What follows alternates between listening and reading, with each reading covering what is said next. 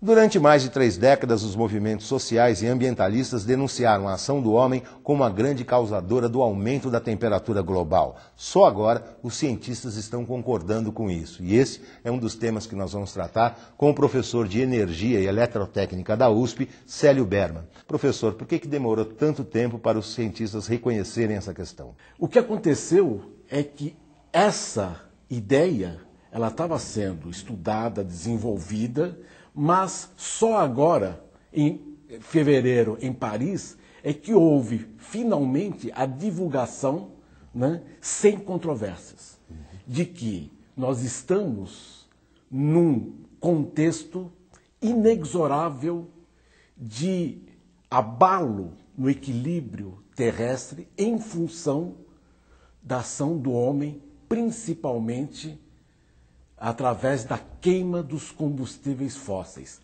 petróleo, carvão mineral e gás natural. E a partir dessa conclusão dos cientistas, logo se estabeleceu um debate.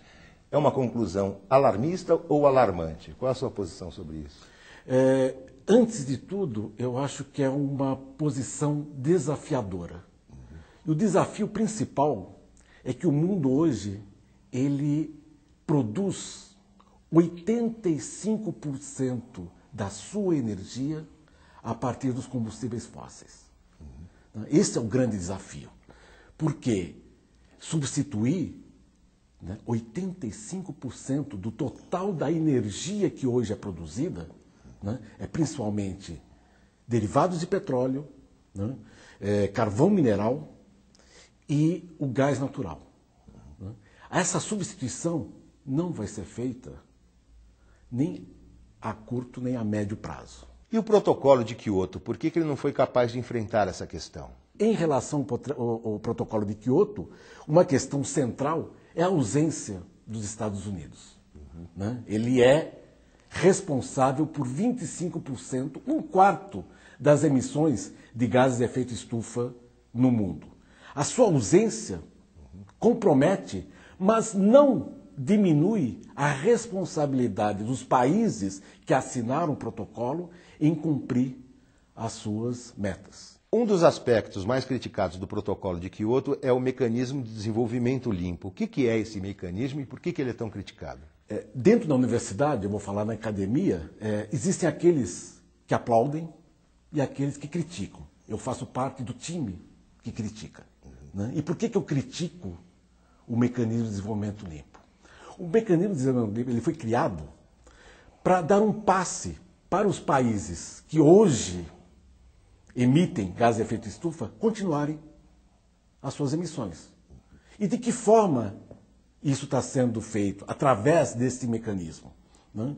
O país emissor, o país industrial avançado, ele financia projetos de energias ditas renováveis e aquilo que ele evita nas emissões dos países em desenvolvimento, com esses projetos, ele incorpora como crédito para continuar emitindo.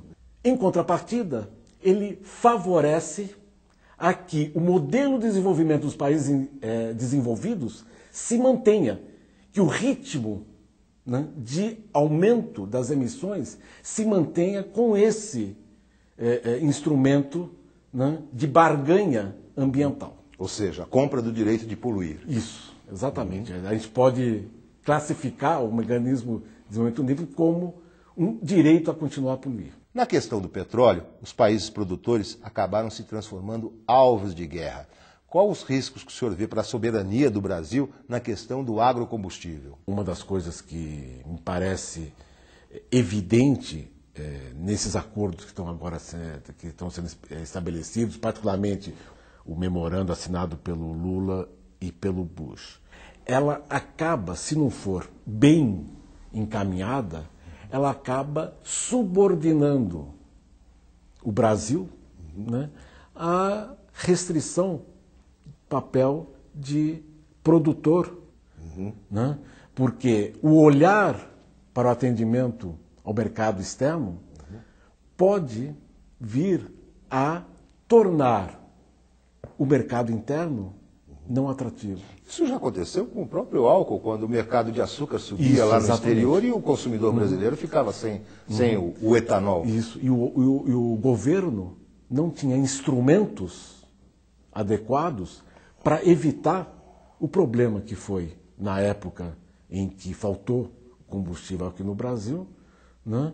E que eu chamo a atenção para o fato de que a ausência desses instrumentos acaba fragilizando o esforço, inclusive tecnológico, no Brasil, na direção de ter combustíveis alternativos. O que o senhor espera desse próximo encontro entre o presidente Bush e o presidente Lula, em que essa questão do acordo vai ser aprofundada?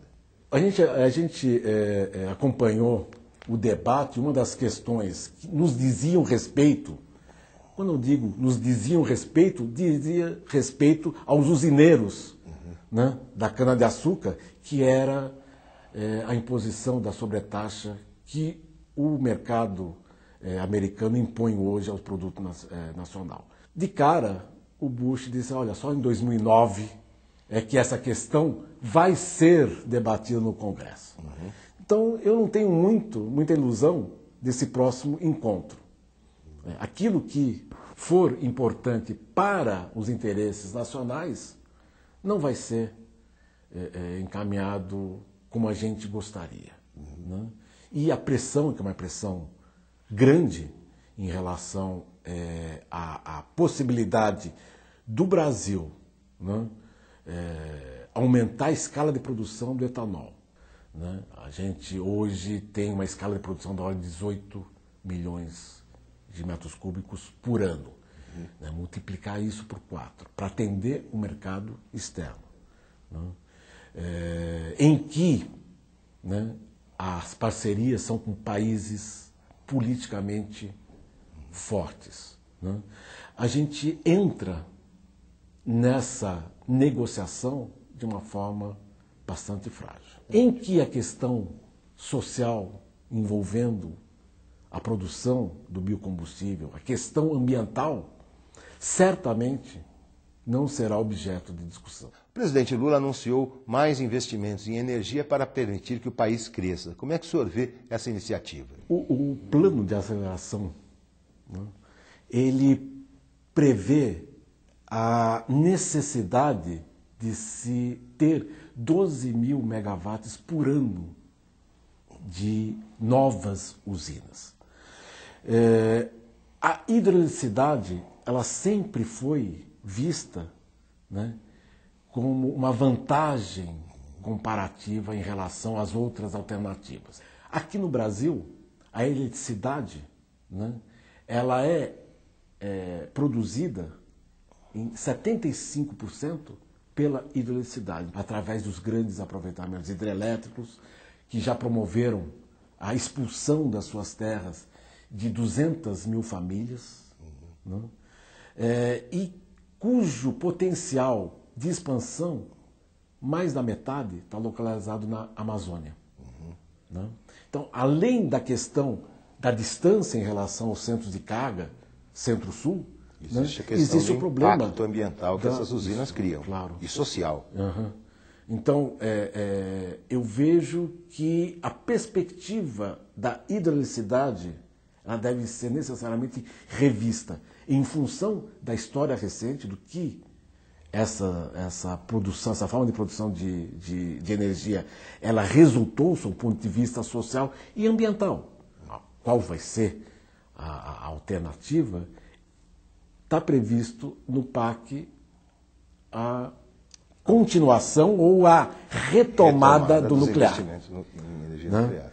E principalmente em relação ao nuclear, é o fato de que, até hoje, não se tem um destino adequado aos resíduos nucleares. Né?